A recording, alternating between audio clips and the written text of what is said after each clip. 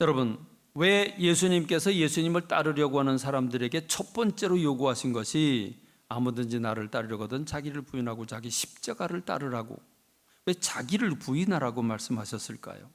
이 자기, 나라고 하는 것이 이 세상이 만들어준 작품이기 때문에 그렇습니다. 그러므로 나라고 하는 존재를 내려놓기 전에는 하나님의 것이 들어올 수가 없습니다. 나라고 한 존재를 부인하고 버리기 전에는 하나님의 생각, 하나님의 마음이 들어올 수가 없기 때문에 주님은 자기를 부인하라고 말씀하신 것입니다.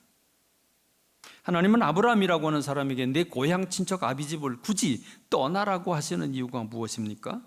바로 그것입니다. 자기를 부인하라고 하는 의미가 담겨 있습니다. 여러분은 하나님을 믿으면서 얼마만큼 여러분 자신, 여러분이 지금까지 배우고 느끼고 여러분이 사고를 형성하고 경험하고 여러분이 굳어진 오늘의 이 모습을 얼마만큼 깨트리셨습니까? 얼마만큼 하나님 앞에서 자기 자신을 부인하고 얼마만큼 버리셨습니까? 신앙생활의 시작은 나를 얼만큼 버리느냐, 나를 버리는 순간부터 시작된다는 사실을 우리가 알아야 될 것입니다. 나는 나도 모르는 사이에 나라고 하는 존재를 기준점으로 삼고 다른 사람의 행동과 다른 사람의 삶을 보면서 맞다, 틀리다 판단하는 것이 오늘 우리의 일상적인 삶이 아니겠습니까? 중세기에 하나님을 열정적으로 섬겼던 사람들 가운데 특별히 수행을 하는 수도승들이 있었습니다. 이 사람들은 순수한 영성을 찾기 위해서 직장도 버립니다. 가족도 버립니다. 집과 사회를 버리고 그들은 사막으로 들어가고 그들은 광야로 들어가고 그들은 높은 산 꼭대기로 올라가 바위 꼭대기에 찾아가서 참 고난의 삶을 스스로 선택합니다. 왜 그들은 안락한 모든 사회의 관계를 끊어버리고 왜 깊은 산속으로 사막으로 광야로 왜 들어갔을까요? 철저하게 자기 자신을 버리기 위해서였습니다. 혹시 오늘 저와 여러분의 삶이 세상 것을 잔뜩 움켜쥔 그런 원숭이 같은 삶을 살고 있지는 않습니까? 여러분들이 언젠가 예화로 드렸던 아프리카에서 원숭이를 잡는데 어린 아이들이 아주 쉽게 룰루랄라 하면서 원숭이를 잡습니다. 원숭이를 잡는 방법은 간단합니다. 호리병 안에, 호리병은 입구는 좁고 길고 그리고 밑에는 넓지요. 넓은 특징을 가지고 있습니다. 여기에다가 원숭이가 좋아하는 먹이들을 넣어 놓습니다. 그러면 얕은 나무 가지에다가 그걸 매 놓으면 그러면 원숭이가 와서 그 호리병, 입구가 얇은 호리병에 자기 손을 집어넣습니다. 가는 손을 집어넣습니다. 그리고 먹이들을, 그 열매들을 잔뜩 움켜줍니다. 그리고 빼내려고 하면 손이 빠지지를 않죠. 그러면 이 손에 그 먹이들을 움켜쥔 것을 본 그 아이는 천천히 휘파람을 불면서 원숭이를 잡으러 갑니다. 그러면 여러분 이상하죠? 그냥 요 손을 놓기만 하면 되는데 원숭이가 이건 놓지 않은 채로 빠져나가려고 발버둥 치다가 여유 있게 오는 이 어린아이에게 붙잡혀 버리고 맙니다. 여러분 다람쥐를 잡는 방법은 참 재미있습니다. 긴 장대 끝에 올무를 달아 놓습니다. 그리고 이제 다람쥐에게 그걸 다가가게 합니다. 사람이 다가가면 도망가니까 긴 장대 끝에 올무를 달아 놓고 그 다람쥐 앞에 놓으면 다람쥐가 그걸 가지고 놀다가 자기 목에다 쓰기도 하고 이렇게 열기도 하고 그럽니다. 자기 목에 집어넣었을 때 그 사람이 이걸 잡아채게 되죠. 이걸 무슨 말입니까? 이 지혜가 많은 다람쥐는 자기 꾀에 넘어갑니다. 자기가 스스로 걸릴 줄도 모르고 그 올무에 자기 목을 자기 스스로 걸게 됩니다. 오늘 저와 여러분의 모습이 이렇게 원숭이 같거나 다람쥐처럼 그 지혜에 스스로 무너져 버리고 마는 그런 삶을 살고 있지는 않습니까? 나라고 하는 사람이 지혜라고 생각을 하고 나는 바르다고 생각을 하지만 내가 가지고 있는 모든 것들이 이 세상으로부터 만들어졌다고 한다면 하나님을 기쁘시게 하는 생각이 아닐 수 있다는 사실을 우리가 생각하고 자기를 부인하는 일에 힘써야 되는 줄로 믿습니다. 별로 그러고 싶지 않죠? 두 번째는 신앙생활에 두 번째 적이 있다고 한다면 그 두 번째 적은 이것도 역시 무척이나 어려운 육신입니다. 육체입니다. 여러분, 육체는 물질로 구성되어 있습니다. 그렇기 때문에 먹어야 되고 입어야 됩니다. 이게 말이 쉽지 먹는 문제가 쉽지 않습니다. 먹어야 되고 맛있게 먹어야 됩니다. 입어야 됩니다. 어떻게 입어야 됩니까? 시원하게 입어야 되고 따뜻하게 입어야 되고 아름답게 입어야 됩니다. 그래서 우리는 건강해야 됩니다. 건강을 잃어버리면 모든 걸 잃어버린 것처럼 생각할 수 있기 때문에 건강을 잃으면 안 됩니다. 그래서 건강에 관심을 가져야 합니다. 그럼 여러분, 건강하면 답니까? 건강한데 어떻게 해야 합니까? 보여져야 됩니다. 알아듣게 보여져야 되고 씩씩하게 보여져야 되고 지혜롭게 보여져야 됩니다. 그렇기 때문에 사람들에게 인정받을 걸 생각하고 늘 인식하고 살아가야 되기 때문에 사람들은 맛과 멋으로부터 해방될 사람이 아무도 없습니다. 여기 자유로울 사람이 아무도 없죠. 그러므로 육체를 가지고 있다고 하는 그 자체만 가지고도 우리가 영적으로 살기에 참 힘들다, 하나님과 거리가 멀어도 한참 멀다라고 하는 것을 시인하지 않을 수가 없습니다. 예수님은 왜 육체를 입고 이 땅에 오셨고 어린아이의 모습으로 이 땅에 오셨어야만 합니까? 그것은 바로 오늘 저와 여러분들이 이 육체를 가지고 범죄하고 그 범죄한 결과 사망이 찾아오고 죽음이 우리를 사로잡고 있기 때문입니다. 히브리서 2장 14절의 말씀을 보면 자녀들은 혈과 육에 속하였음에 그도 또한 같은 모습으로 혈과 육을 함께 지니심은 죽음을 통하여 죽음의 세력을 잡은 자 곧 마귀를 멸하시며 또 죽기를 무서워함으로 한평생 매여 종로로 타는 모든 자들을 놓아주려 하심이라 그랬습니다. 여러분, 노아가 살고 있던 시대에 하나님께서 홍수를 보내서 물로 쓸어버리신 이유는 하나님을 믿는 사람들이 믿지 않는 사람들의 삶을 따라 육체 중심의 삶을 살았기 때문에, 육체의 쾌락을 추구했기 때문에 그들이 심판을 받았다는 사실을 기억해야 될 것이고, 주님이 재림하실 때에 그 표준이라고 한다면 바로 노아의 때와 같이 시집가고 장가가고 먹고 마실 때 주님이 재림하신다고 하는 말씀을 우리가 귀담아 들어야 될 것입니다. 또 하나의 예시가 있다고 하면 소돔과 고모라입니다. 소돔과 고모라가 왜 유황불 세례를 받았습니까? 그들이 성적인 타락, 성적인 쾌락을 추구했고 육신의 쾌락을 최상의 것으로 여기고 있었기 때문이었습니다. 다시 말하면 육체 때문입니다. 우리가 육체 중심으로 삶을 살아간다고 하는 것은 하나님과 정반대가 되고 하나님을 대적하는 일이라고 하는 것을 우리가 생각하고, 육체를 다스려서 주님이 원하시는 영적인 삶을 살아드려야 되는데 우리는 게으르고 나약하고 또 본능이 이끄는 것을 거절하지 못하는 게 우리의 삶이라고 하면 이 육체는 신앙의 큰 적이 되는 것입니다. 세 번째, 신앙생활에 대적이 있다고 한다면 그것은 우리가 한시라도 떠날 수 없는 세상입니다. 이 세상은 신앙생활의 적입니다. 세상은 하나님을 버렸고 세상의 문화, 세상의 모든 풍습이나 세상의 무슨 법이나 세상의 질서나 상식들이 하나님과 반대가 되기 때문에 이 세상은 신앙생활의 대적이 될 수밖에 없습니다. 사도 바울이라고 하는 사람이 오죽하면 오호라 나는 공고한 자로다, 누가 이 사망의 몸에서 나를 구원해 주겠느냐, 그는 아파했습니다. 나는 누구인가? 내가 선을 행하려고 열심히 했는데 해놓고 보니까 악을 행했다고 아파하는 것이 사도 바울입니다. 세상과 나 그리고 이렇게 육체는 서로 얽혀 있습니다. 떨어질래야 떨어질 수 없는, 또 벗어날 수 없는 상황 속에 있습니다. 이 가운데 우리는 하나님 나라의 백성으로서 하나님을 바라보고 살아가는 사람들이 우리 믿는 사람들인데 이 신앙생활이 얼마나 어려운지를 설명하고 있는 것입니다.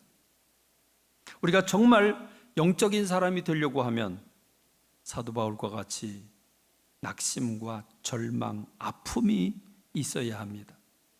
룰루랄라하고 세상을 살았으면 좋은데 그렇게 살 수 없다는 사실을 성경이 우리에게 말씀해 주고 있는 겁니다.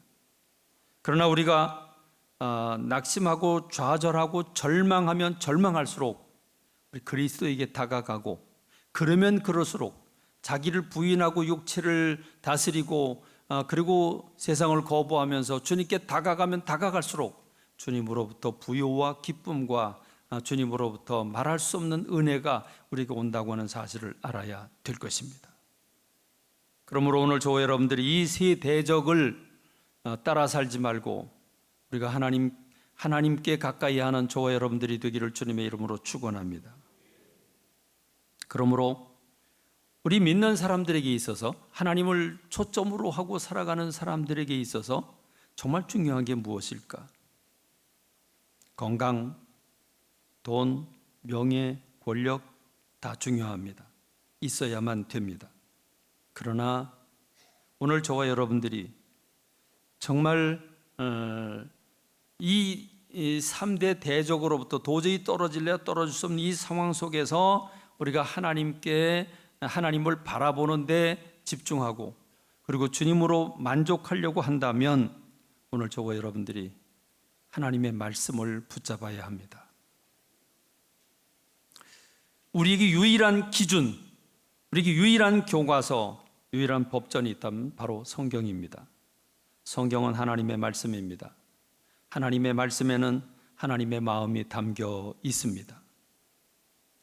믿는 사람들이 탐심으로 가득한 통제불능의 육체 중심으로 그리고 본능을 따라 살면서 온갖 세상의 것으로 가득 채워진 나를 붙잡고 살아간다면 껍데기는 예수님을 믿는 사람인 줄 모르지만 그러나 그는 하나님과 상관없는 사람이 되고 말 것입니다. 그러므로 오늘 이 절망의 상황에서 빠져나와 하나님의 뜻을 찾고 하나님을 기쁘시게 하려고 한다면 하나님의 말씀인 성경을 늘 손에 들고 있어야 되는 줄로 믿습니다. 여기에 모든 답이 있습니다. 이 성경 안에 모든 행복과 안전이 성경 안에 들어있는 줄로 믿습니다. 여러분, 성경을 읽으십시오. 성경을 쓰십시오. 힘들면 성경을 들으십시오. 그리고 그 성경을 읊조리십시오.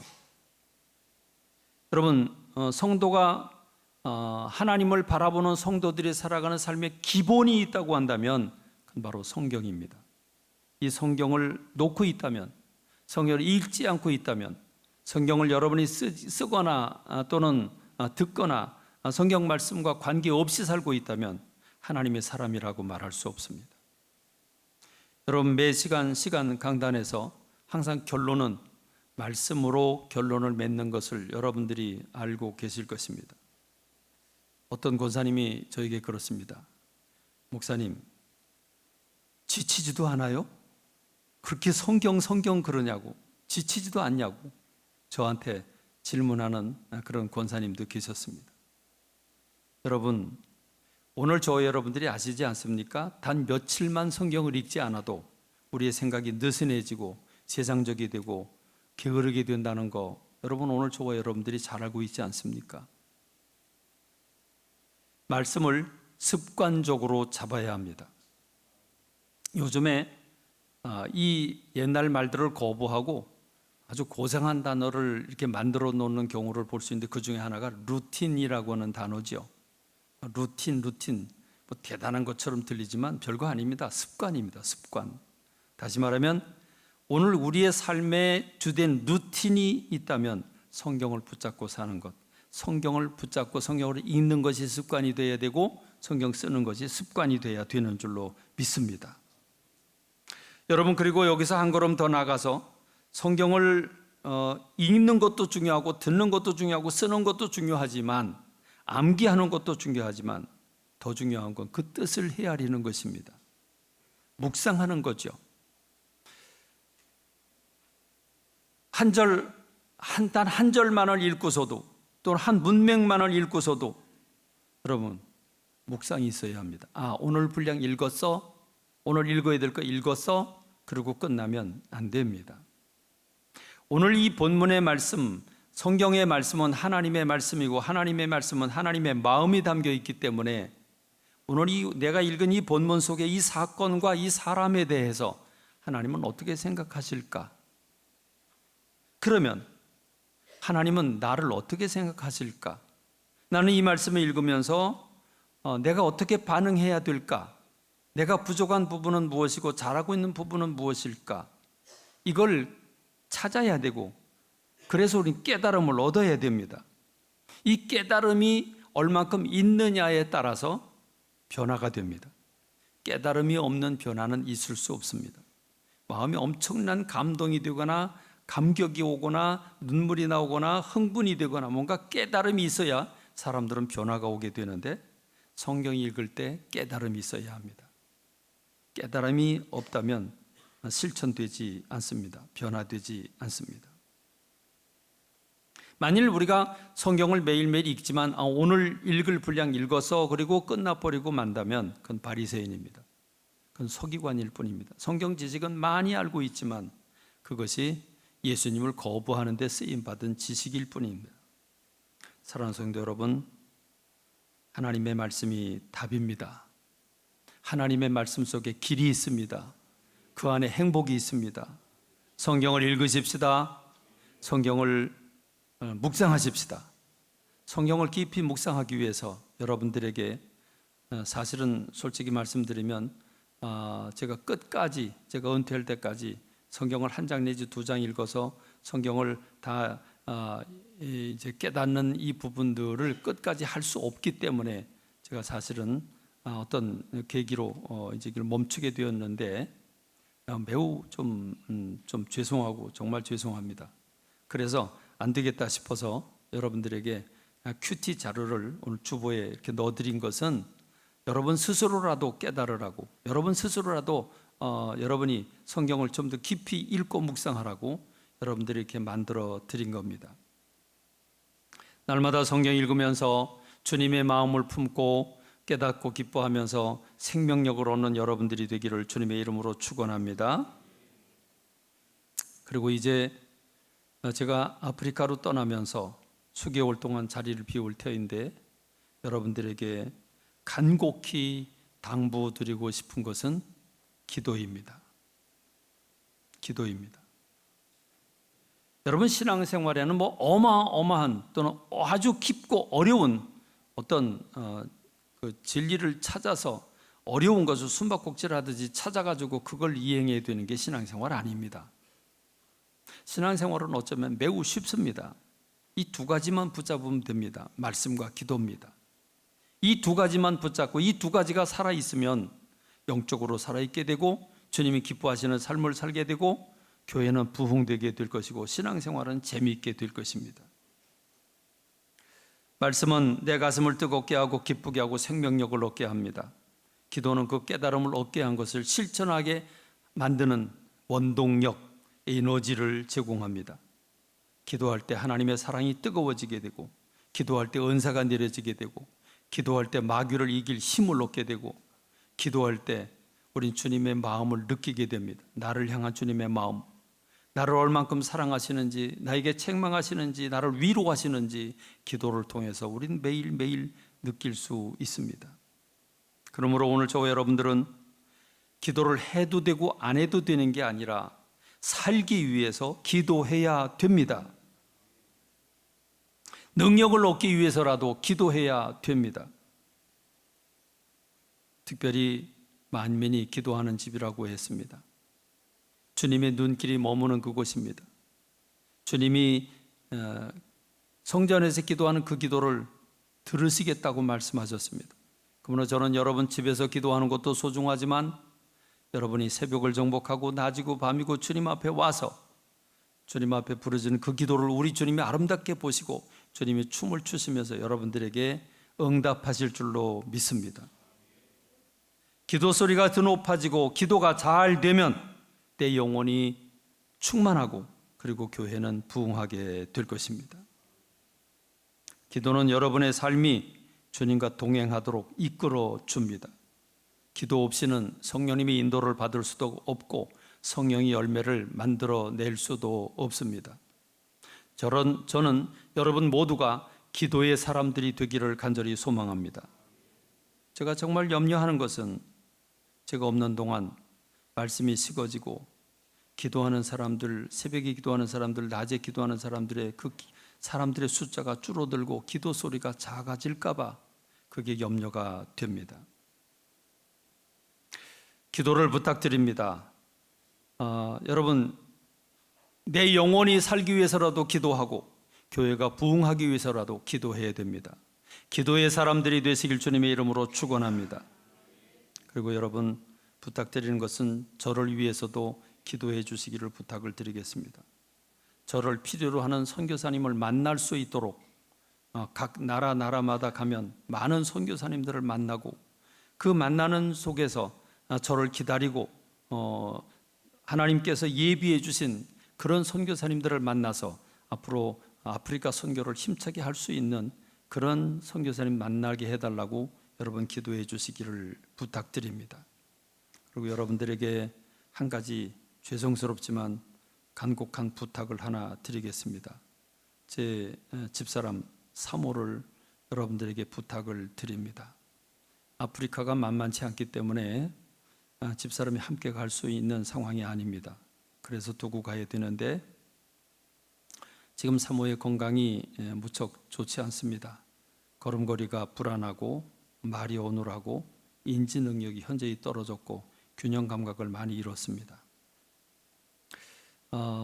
그럼에도 불구하고 제가 중단할 수 없는 것은 이 일이 저 혼자만의 일이 아니고 이 일은 대한민국의 선교의 방향을 크게 선회할 수 있는 엄청난 그런 모델이 될 수 있는 케이스이기 때문에 그렇습니다.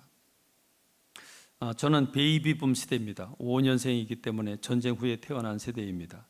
그래서 앞으로 대한민국에 약 5년, 6, 7년에 걸쳐서 많은 목회자들이 은퇴를 하게 됩니다.